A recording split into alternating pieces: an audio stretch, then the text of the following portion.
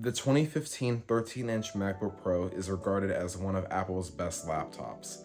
Now, these things are getting old. So, are they still good in 2023?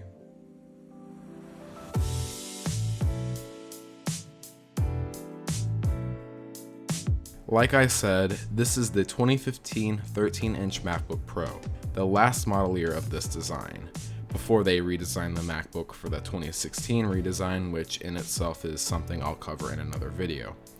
But otherwise, this Mac is fitted with a 2.7 GHz dual-core i5 with Iris Pro graphics, 8 GB of RAM, and a 256 GB SSD, which is the most common spec for this model.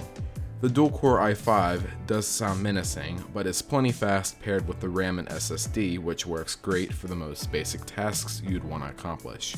It didn't affect my workflow for what I used it for, just don't buy this with the intention of video editing or gaming. I'd opt for the 15-inch version with dual graphics instead.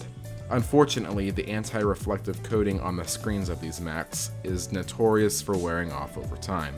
I can't explain why, but it leaves permanent marks all over the screen, which leaves the screen cosmetically flawed. Luckily, there are solutions to fixing this by simply removing the coating. But honestly, it doesn't bother me and it hardly affects your view of the content on the screen. Regardless of its imperfections, the amount of I/O you got around this laptop is amazing. Before Apple switched to all USB-C for a short amount of time, you got MagSafe, 2 mini display ports, USB Type-A, a full-size HDMI, another USB port along with an SD card slot, an astonishing amount of ports that everyone loved, especially content creators. Just like most other MacBooks, the user experience here is nothing short of amazing.